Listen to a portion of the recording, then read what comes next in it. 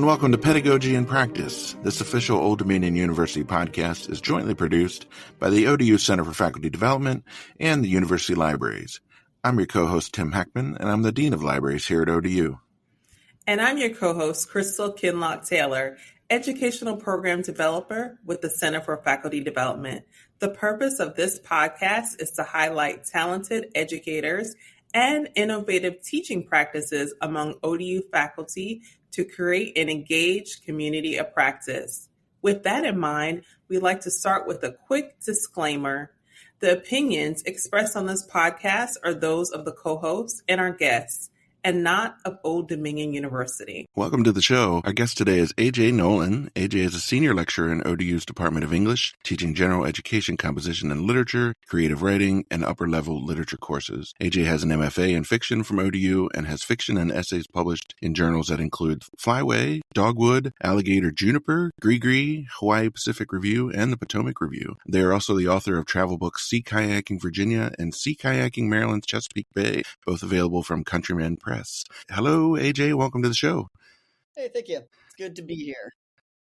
Thank you so much for agreeing to connect with us, and I'll get us started with our questions. Who or what most shaped your approach to teaching and working with students? Yes, I came to academia after having a sea kayaking business and that kind of stuff. So I've always been teaching in some way. I used to be teaching people outside and everything, and now I'm in the classroom. But it's the need for the clarity of communication has always been my driving thing. That was a very necessary thing when I was teaching kayaking and stuff. Keep people from getting blown away, in the water. You want to teach them how to do their stroke in a way that'll keep them safe. But also within the classroom, I was really influenced by my composition director when I was in grad school, Tim Bostic, who really emphasized the importance, especially of the gen ed classrooms, the importance of that for social justice, as far as the idea of gate opening for our students, of really empowering them to succeed, in all of their classes and in life. And that's really my guiding, tenet for anything. If I'm teaching gen ed or upper level classes, is how can I use my class to empower the students to be able to learn what they want to learn and do what they want to do. And so also, the power of, I've had many excellent past teachers and professors who really encouraged and rewarded my own intellectual curiosity that wasn't always in line with maybe the stated premises of the class, and worked with me anyways and said, let's see what it is that I really am curious and want in the study. And so I try to do the same thing with my students. That's great. I love that. So maybe you could tell us a little bit about some of the techniques or the strategies that you use to create that sense of belonging and empowerment for your students in the classroom. Yeah, so I really, it starts with relationship building, right? As far as on day one of the semester of really, introducing myself and my philosophies and ideas for the class, and also really make it transparent that I want to get to know them as students and individuals, and that the class is both made up of us all as individuals and the relationships we individually will have with one another. So like my relationship one-on-one with my different students, and also the sense of creating a classroom culture and environment is also really important in the way the students will be learning and teaching one another and relating to one another. And so that starts, on day one, as far as just learning names. For a lot of my classes, I'll use like name cards actually that people put on their desks, where so that way we get, the names people actually want to be called and their pronouns. And that way also, like I usually, I learn the students' names in the first couple weeks of the semester, but often students don't know each other's names. And so by having name cards, they know each other by name, and then also, and even when I don't use name cards, just constantly mixing groups around and making people, like when they work together, they have to learn each other's names, and that sort of thing. That's a little sort of detail, but it really helps. And just really being clear about the classroom culture of that it's that tolerance isn't enough, that it's the idea of bringing a culture of empathy for one another, and that even when people are coming from different backgrounds, different ideas, different opinions, that, that's a sense of mutual respect and trust that we're building together in the classroom. And so that's the starting point. But then regardless of the class, making sure my students are like that, I put first and foremost that, I'm there for my students to help them learn and improve whatever ways that they want to do. And so that comes with me finding out from them what it is that they're engaged in, what they're interested in. And so for any of my assignments, whether it's in like my craft of fiction class or which is like for, upper level majors, creative writing majors, or for like my Gen Ed 231 class I'm teaching right now, that's for writing in psychology, for psychology majors, that both of those classes are dependent on the students figuring out what's a subject that they really want to study, what's a research. So all my classes are question based. So what's a research question that students are really interested in investigating and learning the answer to? And so I'm not at all interested I don't assign argument papers. I don't care. I want students to be receptive to learn new things through my assignments and to challenge what they already know. And just putting this idea of question forward. And so all of my classes are based around that idea of coming up with what are interesting questions to be asking and how do we work at trying to figure out the answers to those questions. I like how you mentioned it starts with day one, the name cards, making sure that in a couple sessions, the student's name. So just really the emphasis as soon as they get in the classroom, knowing that they are welcome.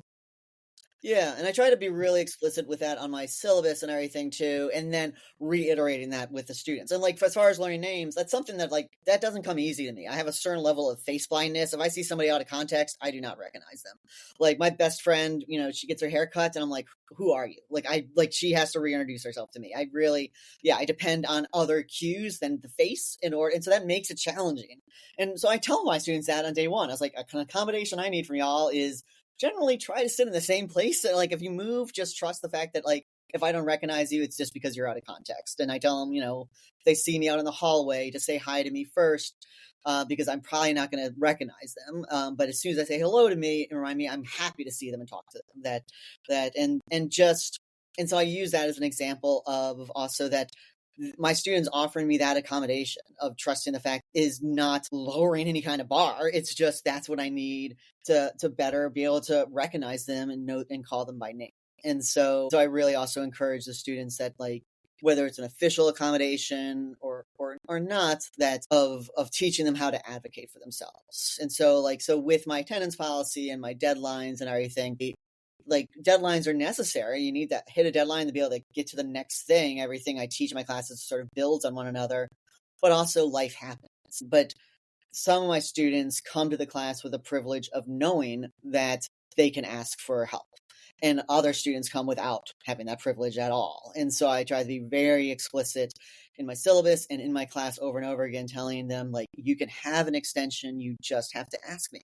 And I was like, you don't even have to give reasons for it. You just need to talk with me without fail, students will still not do that. And so then I reach out to them. I'm like, okay, and now this is when you're asking me for help and teaching them how to, empowering students to know that they have the right to advocate for themselves and how to do that in a way that's, it's appropriate and non-confrontational and effective, I think is a really useful thing to teach my students. Do you have a particular assignment or classroom activity that you really enjoyed doing with your students? And if so, can you tell us how students respond to that activity or assignment? Yeah, I saw that was going to be a question. I'm like, man, how do I pick? I don't know.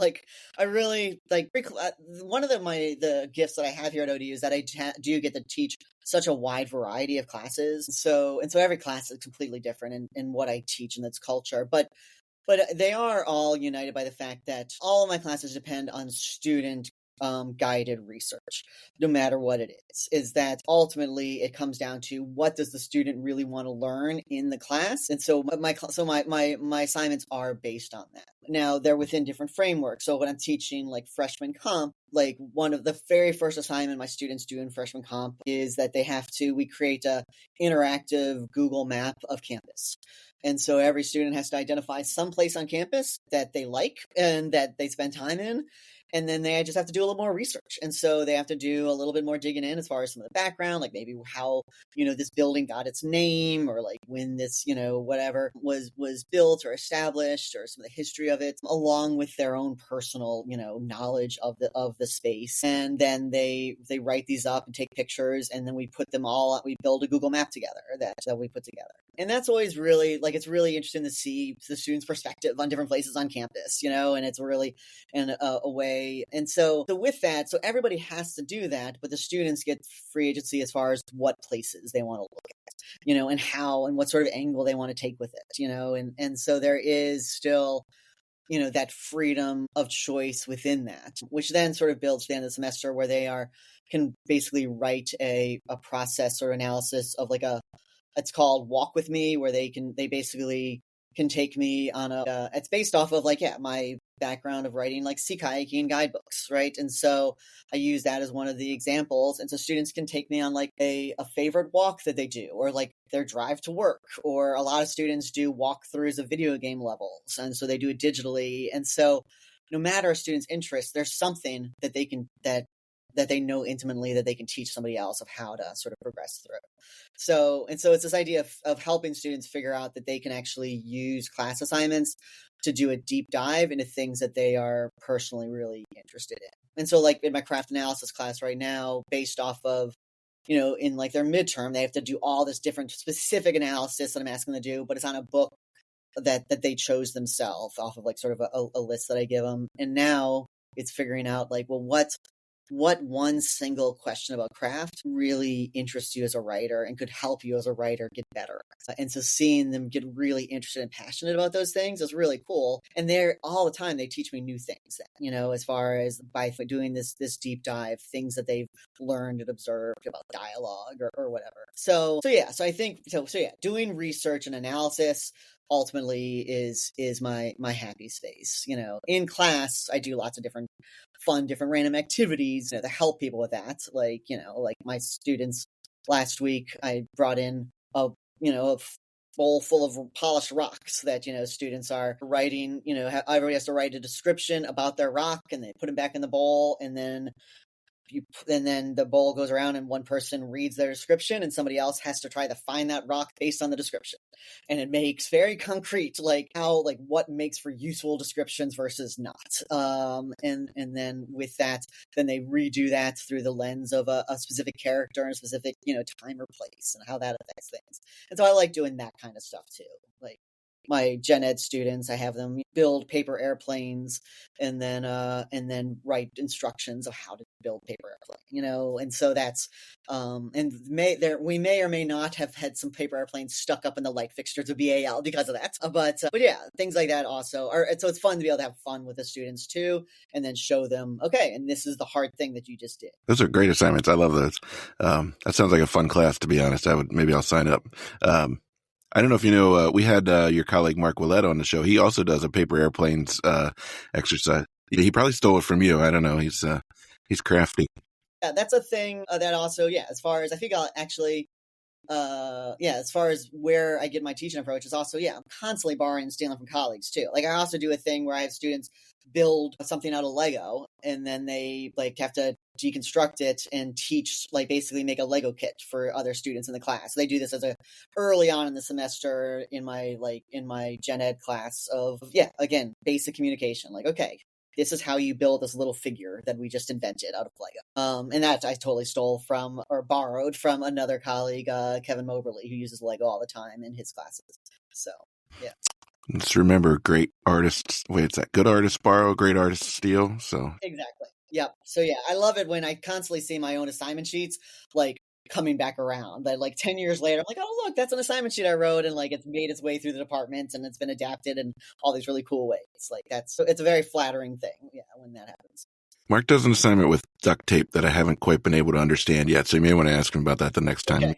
Maybe he could explain it to you. All right. So how do you adapt your teaching strategies when transitioning between in-person and online formats? And, some of these things that you're talking about obviously would work better in one format or another. And are there any key differences in your approach? Yeah, so most of my online teaching is asynchronous. I mean, during COVID, of course, there was a lot of it was synchronous, but usually right now it's mostly asynchronous. And so the big thing with that, the big adaptation of that is the amount of feedback that I give on their posting. So all my classes have a huge component of the grade that is just what go like low stakes responses. So their discussion board, their weekly sort of engagement is generally between like 30 to 40% of the grade, because that's where all the learning is happening. And so that kind of stuff, I'm not giving feedback. They're not getting graded qualitatively on grammar or whatever, any of that kind of stuff. I'm just looking that they're engaging and wrestling with the reading or the ideas. And so for in-class teaching, we then, the next class, that whole class is based off of those responses. And so I don't do that much individual responding to students, some occasional homeworks. I'm like, okay, let me give you feedback on this and that. But for the online, like that is the huge chunk of my time is just individually responding to every discussion board post, because that's where the learning happens, and that's also where the relationship is being built. And so it's time intensive, but that's how. Yeah, I've been amazed by how well I get to know students in the online classroom just through having that constant dialogue through their posts, of being able to give them feedback and seeing the change happen the next week, and just those conversations. So I would say that's the biggest thing, is just the time spent responding. I mean, there's also, of course, the filming of videos and all of that kind of stuff, and that's a thing that, I'm constantly learning and trying to get better at. As far as I tend to, as you might be able to tell, tend to sort of go off on tangents and ramble and get excited about ideas. And that doesn't translate as well into a produced video. And so it's constantly working and trying to figure out how to get my usual sort of lecture style condensed into a 5 or 10 minute video. And also really being disciplined on capping, like no more than 10 minutes. I really try to keep it closer to 5 minutes. And so it's making multiple videos so that way the students can engage with the one topic at a time. And so that's a big challenge of doing. But so that's the biggest thing I have to adjust to for online. But when possible, like I'm old school. I really like being in the classroom with my students. So I always tend to do those classes when I can. I like the in-person, just the living, breathing relationships with people. Because relationships are important. They are. Yeah. And our last formal question, how do you stay up to date on the latest teaching, strategies, and tools? And can you recommend any resources that have helped along your teaching journey? Yeah, I mean, I do, like, I keep up on the literature when I can. One of the ways I do that's a sneaky way I do that, is like, I often teach, the 200 level comp class, where we're teaching the students how to do research. And so every semester I demo with the students research that I'm doing to improve my pedagogy. And so I'm constantly, and so it gives me a chance in my class prep to read new articles and that kind of stuff on that. So that is a sneaky way I build some time in for myself on that, and really also live what I'm doing with my students, saying, my teaching is research based and this is how I do it. I also, take advantage of as many sort of trainings and certifications as possible. So we have a good culture of doing like brown bags in my department of us training one another. We have a faculty workshop that I developed last year with a colleague. That's a 3-year thing that we're calling Boost Camp, for trying to help all of especially our tenured professors, the tenure track professors that don't as commonly teach gen ed, basically teaching them about the gen ed students and giving space and time to really workshop and develop classes for that, because we're really encouraging rotating all of our faculty through those. And so, those are, so I'm a big fan of faculty development. And so I've done also, Ramika Bingham's, QEPs so I did the one on writing, and then I've done the one on reading. And so she's fantastic. And so I basically stole her model for developing my own Boost Camp. And she was one of my first students in it. She took it last summer. I also take advantage of, did a trauma-informed practices certification through Columbia College in South Carolina. That has been really influential in my program design and everything. It has these principles of realizing that students are coming to the classroom with trauma and stress and anxiety, and how to recognize that and how to respond to that, and also how to resist re-traumatization in the classroom. And that has been huge in my own teaching, and also what I've been able to do in my training of other faculty. And then last summer or 2 summers ago, then I also took a training through the Mindfulness for Emerging Adults, which is out of Duke University. And then that was really useful as well, of how to engage Yeah, mindfulness practices. There's such deep research. Like, yeah, actually, I have right here on my desk this one that I use all the time, mindfulness for 20-somethings. And so I often, with my classes, will have some sort of mindfulness activity or grounding activity that we'll do at the beginning of class or after break, because students can't learn if they are physically present but not mentally present in the classroom. And so helping them learn how to do those transitions. And so it's both in the moment, it helps students do that transition by taking 4 minutes, 5 minutes at the end of class to everybody to be able to sort of breathe and settle into place and get to a place where we're all emotionally and mentally present helps. And then it also builds those resources so they can do it outside the class. So that's those two really useful things of recent years. That's great. We've heard so many really good suggestions for how different folks keep up, and it's all over the map. So it's fascinating to hear what people do, and and everybody sort of has a thing that works for them, which I think is the right way to go about it. So to wrap up our conversation, we just have a couple of quick, kind of hopefully fun questions that we ask just to get to know our guests a little bit better. So the first one is, well, you just showed us one book, but maybe that's a different one. What was the last book you read or listened to, and would you recommend it? Right now, I mean, I read all the time. I'm an English professor. Currently, I'm reading 2 books. I'm reading John Green's Everything is Tuberculosis, which is fantastic. It's really interesting, well-researched book. And I definitely recommend that. And I'm also reading Emily Wilson's translation of the Odyssey. So she's the first woman translator of the Odyssey. It's a really gorgeous translation of that poem. So I'm liking that a lot as well. So I usually tend to have like a couple books going at a time, generally like a fiction and a nonfiction. So. Very cool. Yeah, I was just reading a thing about that John Green book. It sounds fascinating. Yeah, it's a good read. And actually, I have the hard copy of that, but I also am listening to the audiobook, and it's read by him, and I like him as because he's a very seasoned podcaster himself and everything, and so I'm used to hearing his voice. So it's nice to hear him read his book. That's great. I do that too. So how do you unwind after a long day? How do I unwind? I mean, I do. My students actually got me into video gaming a little bit. I'm not a gamer. I'm not a good video gamer. But years ago for a craft class, my students really wanted to do a craft analysis of video games. And so I was like, all right, tell me a couple video games to play that are narrative. And so I did that. And then I kept on playing like the Zelda series. And now I'm playing I think it's Hollow Knight. Which is so I play that some, and I also just I spent a lot of time with friends and just hanging out, and I also just like doing work, sort of like right now I'm like, I built a couple tables last weekend for my backyard and landscape in my yard, and I just got a text from a friend who wants me to help like lift out his engine tomorrow. I'm like, cool, that'll be fun. So just doing random, just fun. Get to use my my body instead of my mind is always a good thing for me on my off hours. Now, can you help me with landscaping? So let me know when you want to provide tutoring or training. I'll sign up because I want to be more involved in the backyard, and I'm really scared.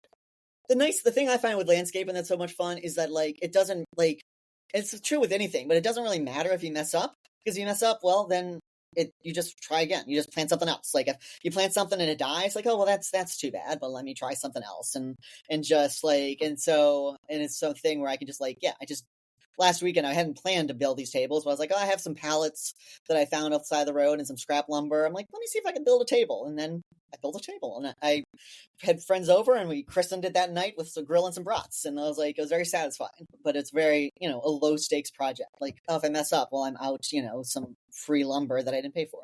So yeah. That's great. So do you still keep up with your kayaking, or is that your past life now? No, I do as well. Right now, okay. We're starting to get back into kayaking season, and so I do try to get out in the water. I still really love that, and so I still have a couple boats that I keep at a friend's house who lives a couple blocks from the water, so we can just walk them down and put them in the Lafayettes and everything. So so kayaking is still and hiking and that kind of stuff are still big parts of my life. So those are big.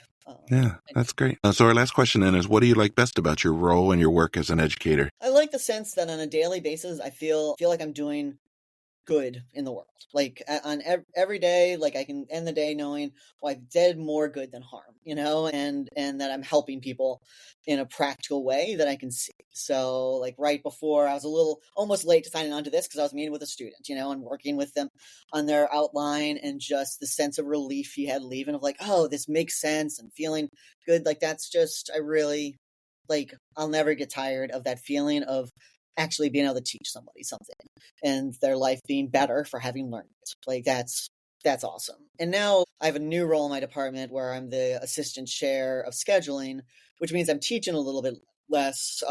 So I usually teach 4 classes a semester, and I just teach 2, which I'm glad that I at least get to stay in the classroom. But now I do a lot of admin stuff, so lots of spreadsheets and everything. But it's also it's been a challenge this year adjusting to that. Like there's definitely not enough time in the day.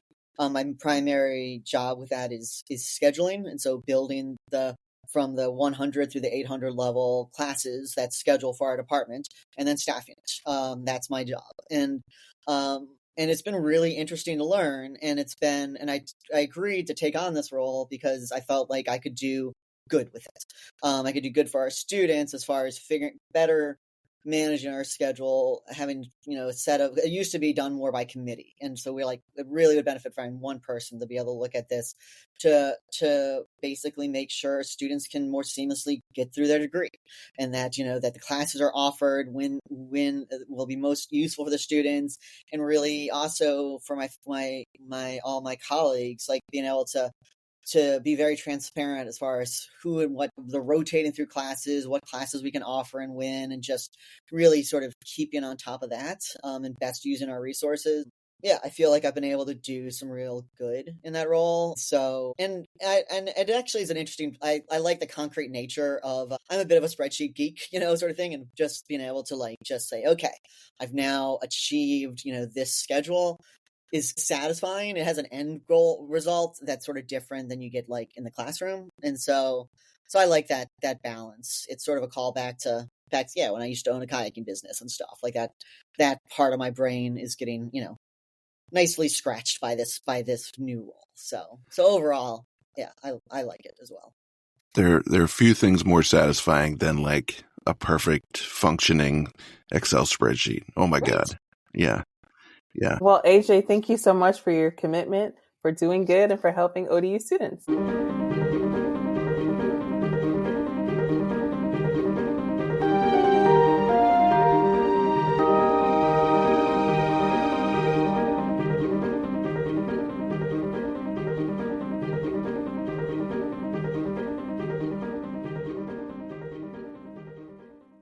Pedagogy in Practice is an official podcast of Old Dominion University, the Center for Faculty Development, and ODU Libraries. Your co-hosts are Crystal Kinlock-Taylor and Tim Hackman. Original music composed and copyrighted by Richard Sigwald. Find and follow us on Spotify, YouTube, or wherever you download your favorite podcasts. Visit ODU's Center for Faculty Development homepage for more information about the show and for more information about ODU. Thanks for listening.